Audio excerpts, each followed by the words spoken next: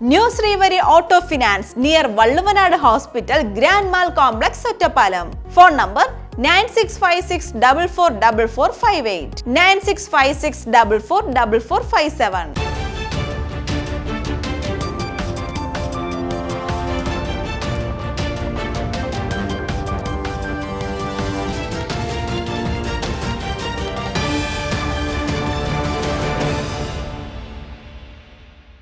ഞാൻ പാർവതി ഗിരീഷ്.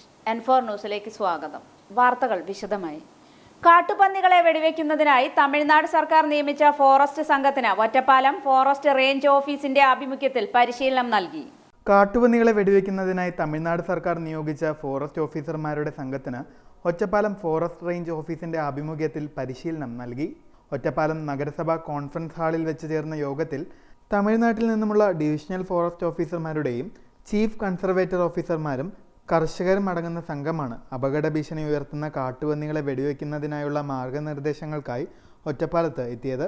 അപകട ഭീഷണി ഉയർത്തുന്ന 1298ഓളം കാട്ടുപന്നികളെയാണ് ഈ സമീപത്ത് ഒറ്റപ്പാലം റേഞ്ച് ഓഫീസിന് കീഴിൽ വെടിവെച്ചു കൊന്നത്.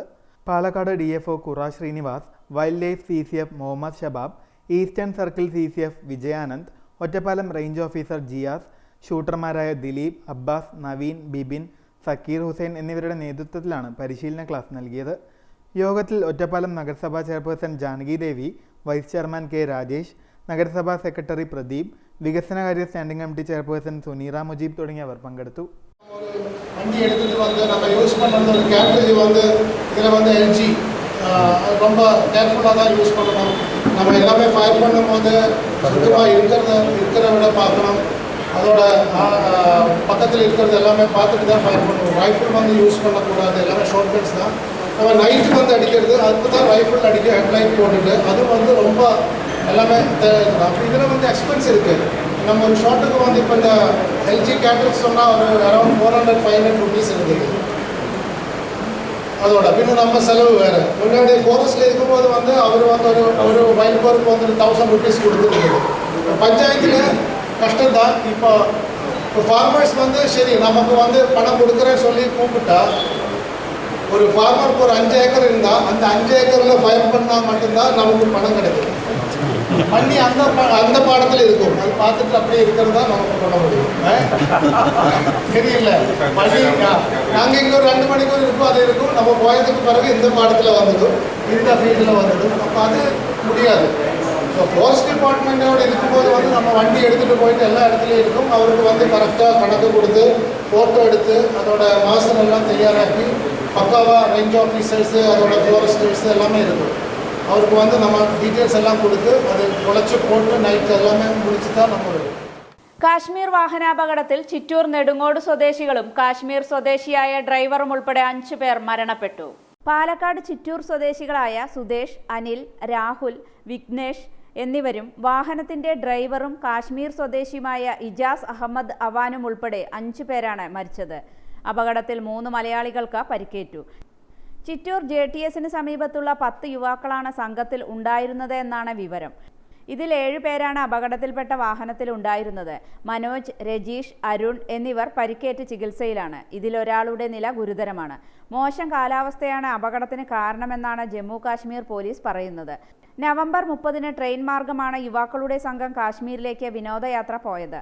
സോനം മാർഗിലേക്ക് പോവുകയായിരുന്ന കാർ ശ്രീനഗറിലെ സോജില പാസിനടുത്ത് വെച്ച് കൊക്കയിലേക്ക് മറിഞ്ഞാണ് അപകടമുണ്ടായത്. പാലപ്പുറം NSS കരയോഗത്തിന്റെ വാർഷിക പൊതുയോഗം നടന്നു. പാലപ്പുറം NSS കരയോഗത്തിന്റെ 49ാമത് പൊതുയോഗം കരയോഗം ശതാബ്ദി മന്ദിരത്തിൽ വെച്ച് നടന്നു. പരിപാടിയുടെ ഔപചാരിക ഉദ്ഘാടനം Ottapalam NSS taluk union vice president Mohanan master നിർവഹിച്ചു. യോഗത്തിൽ കരയോഗം പ്രസിഡന്റ് പ്രൊഫസർ A ഗോപിനാഥ് അധ്യക്ഷനായി. മികച്ച ചലച്ചിത്ര നിർമ്മാതാവിനുള്ള ദേശീയ പുരസ്കാരം നേടിയ M മുകുന്ദൻ, 60 വയസ്സ് പൂർത്തിയായവർക്ക് വേണ്ടി നടത്തിയ സംസ്ഥാന കായിക മത്സരത്തിൽ പങ്കെടുത്ത് 3 ഇനങ്ങളിലും സ്വർണ്ണ മെഡൽ കരസ്ഥമാക്കിയ T Vijayakumaran, professor V Gopinathan, Sivadasa Menon എന്നിവരെ ആദരിച്ചു. ഉന്നത വിജയം നേടിയ വിദ്യാർത്ഥികളെ അനുമോദിച്ചു. കരയോഗം സെക്രട്ടറി A സേതുമാധവൻ, അജയ് കുമാർ, കരയോഗം treasurer advocate Kushalan, KT Suresh Babu, N Parvathy എന്നിവർ സംസാരിച്ചു. യോഗത്തിൽ പുതിയ ഭാരവാഹികളെയും തെരഞ്ഞെടുത്തു. A ഗോപിനാഥിനെ പ്രസിഡന്റായും A സേതുമാധവനെ സെക്രട്ടറിയായും യോഗം തെരഞ്ഞെടുത്തു.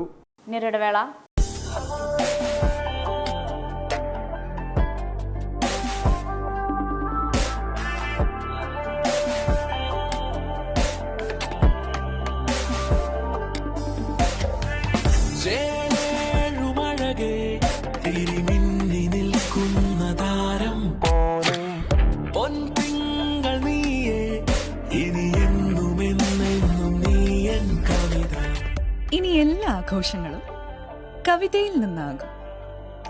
കവിത ഗോൾഡൻ ഡയമണ്ട്സ്. സ്വർണം അമൂല്യമാണ്. ആ മൂല്യം തിരിച്ചറിഞ്ഞവർ വേണം നമ്മുടെ സ്വർണം സംരക്ഷിക്കാൻ. സൂര്യ ഗോൾഡ് ലോൺ. മക്കളുടെ കോളേജ് ഫീസ്, എമർജൻസി ആവശ്യങ്ങൾ, വിവാഹം തുടങ്ങിയ സാമ്പത്തിക ആവശ്യങ്ങൾക്ക് എന്തിന് ടെൻഷൻ അടിച്ച് വിഷമിച്ചിരിക്കണം? നിങ്ങൾക്ക് കൈത്താങ്ങാകാൻ ന്യൂ ശ്രീവരി ഓട്ടോ ഫിനാൻസ് ഒപ്പമുണ്ട്. പുതിയതും പഴയതുമായ വാഹനങ്ങൾക്ക് ആകർഷകമായ വായ്പാ സ്കീമുകൾ ഞങ്ങൾ നൽകുന്നു. അതും കുറഞ്ഞ പലിശ നിരക്കിൽ പരമാവധി ലോണും. ലളിതമായ നടപടിക്രമത്തോടു കൂടി നിങ്ങൾക്ക് ലോൺ ലഭ്യമാകും. കൂടാതെ വാഹന ഇൻഷുറൻസ് സംവിധാനവും ലഭ്യമാണ്. New Srivari auto finance near Valluvanad hospital, grand mall complex, Ottapalam. Phone number 9656444458, 9656444457. വാർത്തകൾ തുടരുന്നു. KPHA ഒറ്റപ്പാലം സബ് ജില്ലാ കമ്മിറ്റിയുടെ നേതൃത്വത്തിൽ ഒറ്റപ്പാലം DO ഓഫീസിലേക്ക് മാർച്ച് നടത്തി. സ്കൂളുകളിലെ ഉച്ചഭക്ഷണ ഫണ്ട് വർദ്ധിപ്പിക്കുക എന്ന ആവശ്യം ഉന്നയിച്ചുകൊണ്ട് Kerala private primary headmaster association Ottapalam sub ജില്ലാ കമ്മിറ്റിയുടെ നേതൃത്വത്തിൽ ഒറ്റപ്പാലം DE ഓഫീസിന് മുന്നിൽ ധർണാ സമരം നടത്തി. KPPHA മുൻ എക്സിക്യൂട്ടീവ് അംഗം MV മണികണ്ഠൻ ധർണാ സമരം ഉദ്ഘാടനം ചെയ്തു. നിർബന്ധമായ ഒരു കാര്യമായതുകൊണ്ട് നേരത്തെ ബബിത ടീച്ചർ സ്വാഗത പ്രസംഗത്തിൽ സൂചിപ്പിച്ച പോലെ ഇതിൽ നിന്ന് വിട്ടു നിൽക്കുന്ന ഒരു കാര്യം നമുക്ക് ആർക്കും ആലോചിക്കാൻ സാധിക്കില്ല. കാരണം ഇത് സുപ്രീം കോടതി പുറപ്പെടുവിച്ച പലവിധ ഉത്തരവുകൾ ഇതിന് പിൻബലമായിട്ടുണ്ട്. മാത്രവുമല്ല, ഈ ഒരു പരിപാടി വിദ്യാർത്ഥികൾക്ക് ഉച്ചയ്ക്ക് ഈ ഭക്ഷണം കൊടുക്കുക എന്നുള്ള ഏറ്റവും മഹത്തരമായ ഒരു കാര്യം നമ്മളൊക്കെ വളരെ പ്രയാസപ്പെട്ടാണ് ഇത് നടത്തിക്കൊണ്ടു പോകുന്നതെങ്കിലും ഉച്ചയാവുമ്പോൾ നമ്മുടെയൊക്കെ മനസ്സിൽ ഈ കുട്ടികൾ മുന്നിലിരിക്കുമ്പോൾ ഇന്ന് ഉച്ചഭക്ഷണമില്ല, അല്ലെങ്കിൽ ഇന്ന് ചോറ് മാത്രമേ ഉള്ളൂ, അല്ലെങ്കിൽ ഇന്ന് കഞ്ഞിയാണ് എന്ന് പറയാൻ നമ്മളെ കൊണ്ടാവില്ല.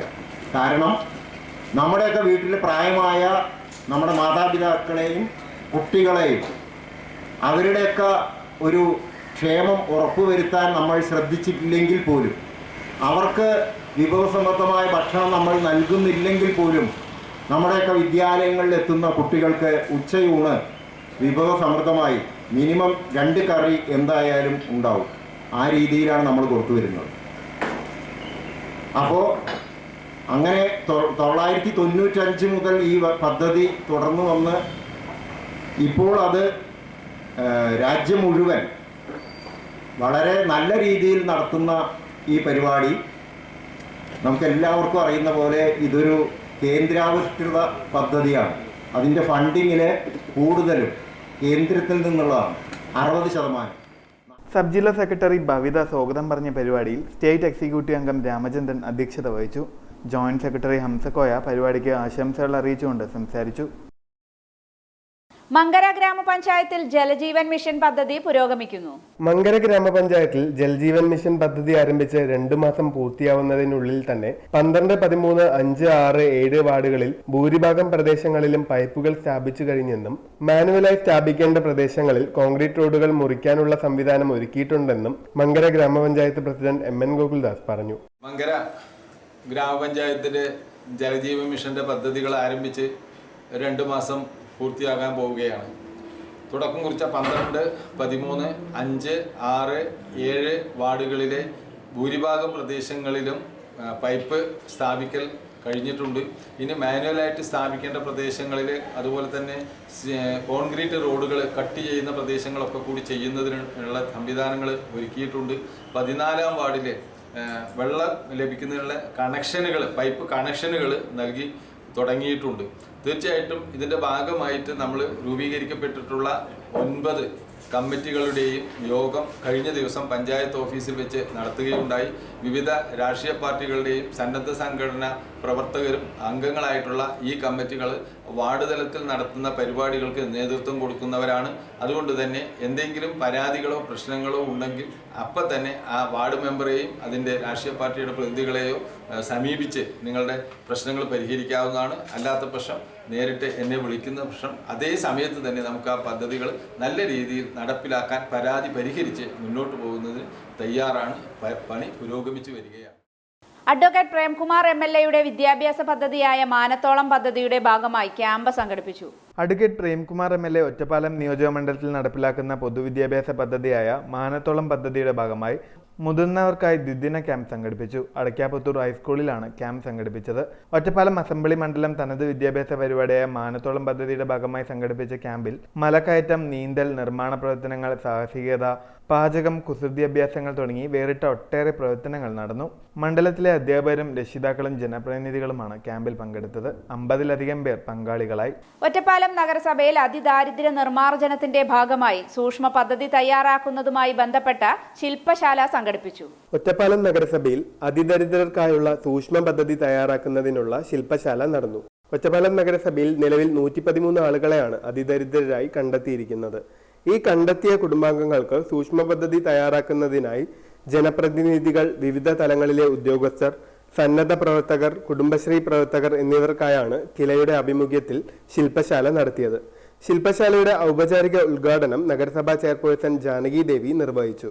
അതിദരിദ്രരെ കണ്ടെത്തി അവർക്ക് വേണ്ട കാര്യങ്ങൾ ചെയ്യുന്നതിന് വേണ്ടിയിട്ടുള്ള കാര്യങ്ങൾ നമ്മൾ മുന്നോട്ട് പോകുകയാണ്. ഇപ്പം എന്തായാലും അതിൻ്റെ പ്രൊജക്റ്റ് ഉണ്ടാക്കുന്നതിൻ്റെ ഭാഗമായി നമ്മളിന്ന് എല്ലാവരെയും വിളിച്ചുകൂട്ടി അത് ക്രോഡീകരിക്കേണ്ടതിന് വേണ്ടിയിട്ടാണ് വിളിച്ചുകൂട്ടിയത്. ഒരുപാട് ബുദ്ധിമുട്ടുകൾ അധ്യാപകർ പറയുകയുണ്ടായി.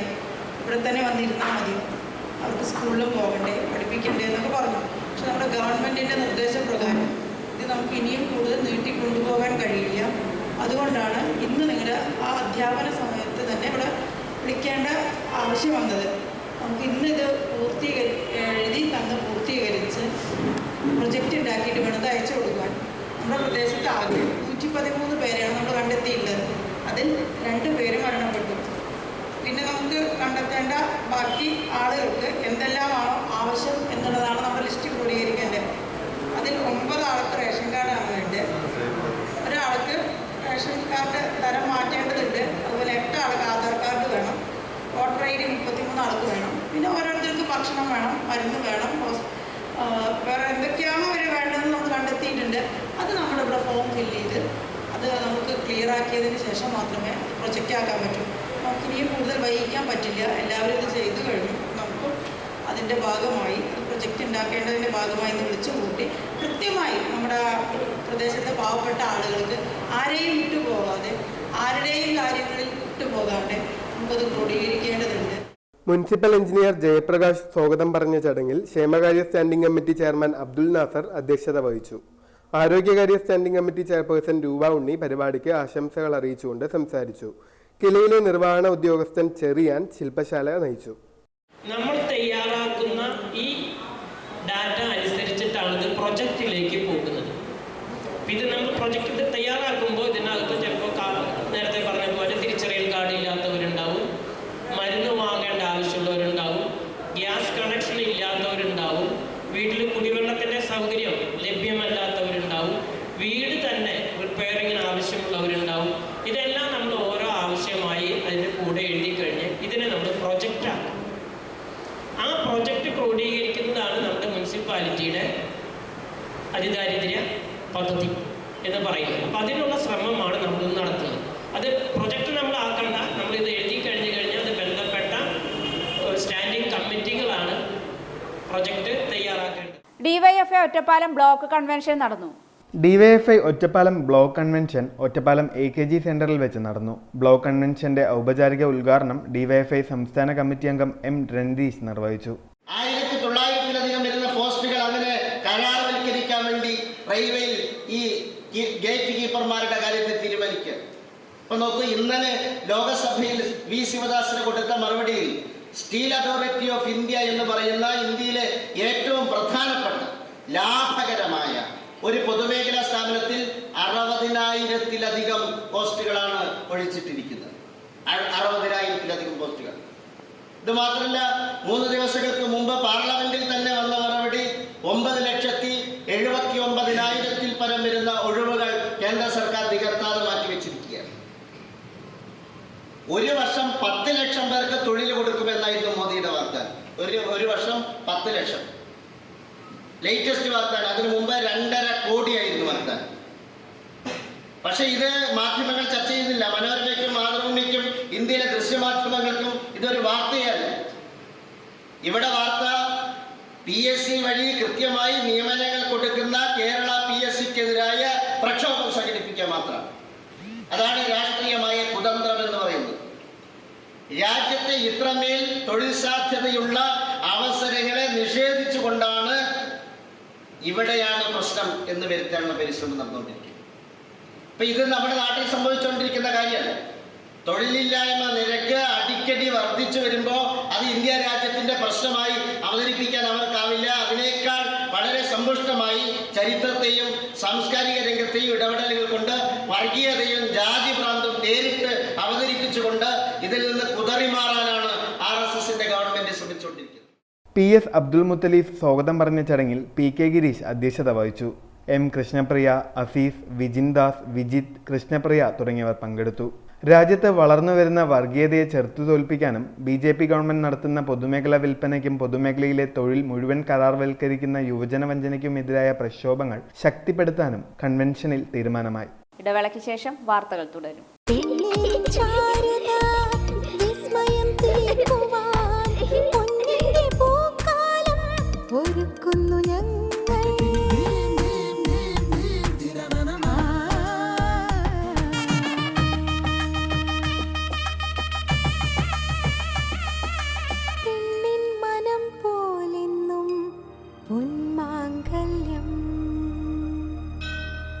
ബോബി ചെമ്മണ്ണൂർ ഇന്റർനാഷണൽ ജുവൽ.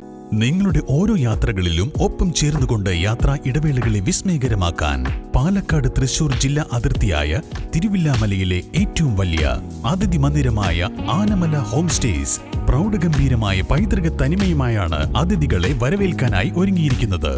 നഗരത്തിന്റെ തിരക്കുകളിൽ നിന്നും മാറി പ്രകൃതി രമണീയവും ശാന്തവുമായ അന്തരീക്ഷത്തിൽ സ്ഥിതി ചെയ്യുന്ന ആനമല ഹോം സ്റ്റേസിൽ 15 മുതൽ 25ഓളം പേർക്ക് വരെ താമസിക്കുവാൻ സാധിക്കുന്ന AC മുറികൾക്കൊപ്പം തന്നെ 200ഓളം പേർക്ക് പങ്കെടുക്കാവുന്ന അവരുടെ മനസ്സിനിണങ്ങുന്ന തരത്തിലുള്ള ഫംഗ്ഷനുകൾ നടത്താനുള്ള സൗകര്യവും ഒരുക്കിയിട്ടുണ്ട്. ഏവർക്കും ആനമല ഹോം സ്റ്റേസിന്റെ ഭാഗമാവാം. Anamalas home stay. വാർത്തകൾ തുടരുന്നു. ഒറ്റപ്പാലം ഹെഡ് പോസ്റ്റ് ഓഫീസിൽ സംഘടിപ്പിക്കുന്ന ആധാർ മേളയ്ക്ക് നാളെ തുടക്കമാകും. Ottapalam head post office, Mannarkkad post office എന്നിവിടങ്ങളിൽ നാളെ മുതൽ ഒരു മാസക്കാലത്തേക്ക് രാവിലെ 9 മുതൽ 4 മണി വരെ ആധാർ മേള സംഘടിപ്പിക്കുന്നു. കുട്ടികൾക്ക് പുതുതായി ആധാർ എടുക്കുന്നതിനായി അവരുടെ ജനന സർട്ടിഫിക്കറ്റും കൂടെ വരുന്ന രക്ഷിതാവിൻ്റെ ആധാർ കാർഡ് എന്നിവയും നിർബന്ധമായും കൊണ്ടുവരേണ്ടതാണ്. ആധാറിൻ്റെ മേൽവിലാസം തിരുത്തേണ്ടവർ നിലവിലുള്ള കാർഡും മേൽവിലാസം തെളിയിക്കുന്ന രേഖകളും കൊണ്ടുവരേണ്ടതാണ്. ജില്ലയിലെ ആദ്യ സമ്പൂർണ്ണ ഡിജിറ്റൽ പഞ്ചായത്തായി മരുത റോഡ് ഗ്രാമപഞ്ചായത്ത്. സംസ്ഥാന സർക്കാർ നടപ്പിലാക്കുന്ന ഡിജിറ്റൽ സാക്ഷരതയുടെ ഭാഗമായി സംസ്ഥാന സാക്ഷരതാ മിഷൻ നടപ്പിലാക്കിയ ഈ മുറ്റം പദ്ധതിയിൽ ജില്ലയിലെ ആദ്യ ഡിജിറ്റൽ സാക്ഷരതാ പഞ്ചായത്തായി മരുത റോഡ് ഗ്രാമപഞ്ചായത്തിനെ പ്രഖ്യാപിച്ചു. മരുത റോഡ് ഗ്രാമപഞ്ചായത്ത് ഹാളിൽ നടന്ന പരിപാടിയിൽ A. പ്രഭാകരൻ MLA സമ്പൂർണ്ണ ഡിജിറ്റൽ സാക്ഷരതാ പ്രഖ്യാപനം നടത്തി. ഗ്രാമപഞ്ചായത്ത് പ്രസിഡന്റ് P. ഉണ്ണികൃഷ്ണൻ അധ്യക്ഷനായി. ജില്ലാ പഞ്ചായത്ത് പ്രസിഡന്റ് K. ബിനുമോൾ മുഖ്യ അതിഥിയായി. പഞ്ചായത്തിൽ ഡിജിറ്റൽ നിരക്ഷരരായി കണ്ടെത്തിയ 3400 പഠിതാക്കളിൽ 3242 പേർ ഡിജിറ്റൽ സാക്ഷരത കൈവരിച്ചിട്ടുണ്ട്. 95.35% ഡിജിറ്റൽ സാക്ഷരത കൈവരിച്ച സാഹചര്യത്തിലാണ് പഞ്ചായത്തിനെ ജില്ലയിലെ ആദ്യ സമ്പൂർണ്ണ സാക്ഷരതാ ഡിജിറ്റൽ പഞ്ചായത്തായി പ്രഖ്യാപിച്ചത്. മുതിർന്ന പഠിതാക്കളായ തങ്കം, അംബുജം എന്നിവരെ ചടങ്ങിൽ വെച്ച് ആദരിച്ചു. വളണ്ടിയർ അധ്യാപകർക്കുള്ള മെമ്മൻഡോ MLA വിതരണം ചെയ്തു. പ്രവർത്തനങ്ങൾക്ക് നേതൃത്വം നൽകിയ കോർഡിനേറ്റർ പ്രജിത, പ്രായമായ അധ്യാപകർ എന്നിവർക്ക് പഞ്ചായത്ത് പ്രസിഡന്റ് ഉപഹാരങ്ങൾ നൽകി. സാക്ഷരതാ മിഷൻ ജില്ലാ coordinator doctor Manoj Sebastian report അവതരിപ്പിച്ചു. ഗ്രാമപഞ്ചായത്ത് vice president Nirmala, standing committee ചെയർമാൻമാരായ ഗോപിനാഥൻ ഉണ്ണിത്താൻ, രാധാകൃഷ്ണൻ, കൃഷ്ണകുമാരി, ബ്ലോക്ക് പഞ്ചായത്ത് അംഗം രാജലക്ഷ്മി, വാർഡംഗം സജിത്, സാക്ഷരതാ mission assistant coordinator PV Parvathi, ജില്ലാ സാക്ഷരതാ സമിതി അംഗങ്ങളായ doctor PC Eliyamma, O. Vijayan, KV Jayan, panchayat secretary KP Ramachandran തുടങ്ങിയവർ പങ്കെടുത്തു. ചരിത്രത്തിൽ ഇന്ന് ഭീംറാവു അംബേദ്കർ ഓർമ്മദിനം. ഇന്ത്യൻ ഭരണഘടനയുടെ മുഖ്യ ശില്പിയാണ് ഡോക്ടർ ഭീംറാവു അംബേദ്കർ. അടിസ്ഥാന വർഗ ജനതയുടെ നവോത്ഥാന നായകനും ഇന്ത്യൻ നിയമജ്ഞനും പണ്ഡിതനും അധസ്ഥിതരുടെ രാഷ്ട്രീയ നേതാവുമായിരുന്നു അംബേദ്കർ. ബ്രിട്ടീഷ് ഇന്ത്യയിലെ മഹോ സ്ഥലത്തെ ദളിത് കുടുംബത്തിൽ ജനിച്ച അംബേദ്കർ ഇന്ത്യൻ ജാതി വ്യവസ്ഥയ്ക്കെതിരെ പോരാടുന്നതിനും തൊട്ടുകൂടായ്മയ്ക്കെതിരെ പോരാടുന്നതിനും തൻ്റെ ജീവിതം ഒഴിഞ്ഞുവെച്ചു. ദളിത് പ്രസ്ഥാനം ആരംഭിച്ചത് അംബേദ്കറാണെന്ന് വിശ്വസിക്കപ്പെടുന്നു. 1990 ഇന്ത്യയുടെ പരമോന്നത പൗരബഹുമതിയായ ഭാരതരത്ന മരണാന്തര ബഹുമതിയായി അംബേദ്കറിന് സമ്മാനിച്ചു. സ്വതന്ത്ര ഇന്ത്യയുടെ പ്രഥമ നിയമമന്ത്രിയായിരുന്നു. സ്വാതന്ത്ര്യം നേടുമ്പോൾ 562 നാട്ടുരാജ്യങ്ങൾ ചേർന്നതായിരുന്നു ഇന്ത്യ മഹാരാജ്യം. ഇന്ത്യയും പാകിസ്ഥാനും 2 രാജ്യങ്ങളായപ്പോൾ പലയിടത്തും കലാപങ്ങൾ പൊട്ടിപ്പുറപ്പെട്ടു. കടുത്ത സാമ്പത്തിക കുഴപ്പങ്ങളും രാജ്യത്തിനുണ്ടായി. പുതുപുത്തൻ രാഷ്ട്രീയ ആദർശങ്ങളും ഭരണ സിദ്ധാന്തങ്ങളും അനുസരിച്ച് ഐക്യഭാരതത്തിന് ഏറ്റവും അനുയോജ്യമായി ഭരണഘടന രൂപപ്പെടുത്തേണ്ടത് അത്യാവശ്യമായി തീർന്നു.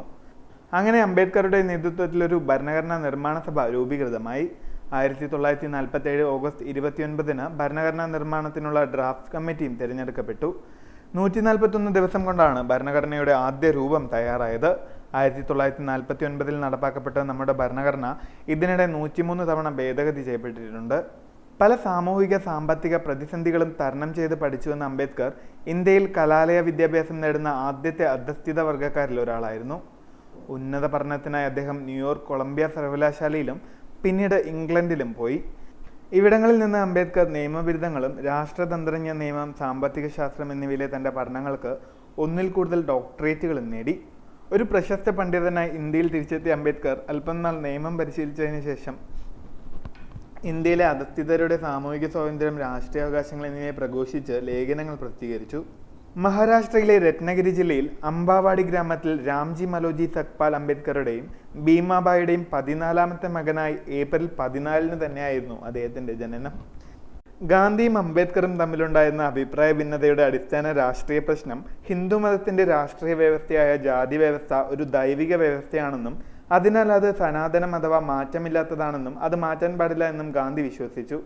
അയിത്തവും അനാചാരങ്ങളും ഇല്ലാതാക്കി ജാതി വ്യവസ്ഥ പരിഷ്കരിച്ചാൽ മാത്രം മതിയെന്നായിരുന്നു ഗാന്ധിയുടെ നിലപാട്. അതിനുവേണ്ടിയാണ് അദ്ദേഹം അയിത്തോച്ചാരണ പരിപാടി ആവിഷ്കരിച്ചത്. എന്നാൽ ജാതി വ്യവസ്ഥ ഹിന്ദുമതത്തിൻ്റെ രാഷ്ട്രീയ വ്യവസ്ഥയാണെന്ന് തിരിച്ചറിഞ്ഞ അംബേദ്കർ ജാതി നശിപ്പിക്കണമെന്ന നിലപാടിൽ ഉറച്ചു നിന്നു. ജാതി വ്യവസ്ഥയെ ആദർശവൽക്കരിച്ച് നിലനിർത്തുന്ന ഹിന്ദുമതത്തിൻ്റെ വിശുദ്ധ സംഹിതകളെയെല്ലാം അദ്ദേഹം നിഷ്കരണം കടന്നാക്രമിച്ചു. ജാതി വ്യവസ്ഥയുടെ ദൈവികതയെ നിഷേധിച്ച അദ്ദേഹം അത് സനാതനമല്ല എന്ന് പ്രഖ്യാപിച്ചു. സമത്വം, സ്വാതന്ത്ര്യം, സാഹോദര്യം എന്നീ അടിസ്ഥാന മാനവിക മൂല്യങ്ങൾ ഉയർത്തിപ്പിടിക്കുന്ന ജനാധിപത്യ വ്യവസ്ഥയാണ് അംബേദ്കർ വിഭാവനം ചെയ്തത്. ജാതി വ്യവസ്ഥയെ സംബന്ധിച്ച് ഗാന്ധിജിക്കും മറ്റുമുള്ള മറുപടികളുടെ പുസ്തക രൂപമാണ് 1936 പ്രസിദ്ധീകൃതമായ ജാതി നിർമൂലനം. ജാതിയുടെ ആശയാടിത്തറയെ വെല്ലുവിളിച്ച മറ്റൊരു കൃതി കൂടിയാണ് ആരാണ് ശൂദ്രർ, thoughts on Pakistan, annihilation of caste with a reply to Gandhi, states and minorities, Gandhi and emancipation of untouchables, Pakistan or partition of India, Ambedkar സമ്പൂർണം തുടങ്ങിയവയാണ് പ്രധാന കൃതികൾ. ഇതോടെ ഈ വാർത്താ ബുള്ളറ്റിൻ സമാപിക്കുന്നു. നമസ്കാരം.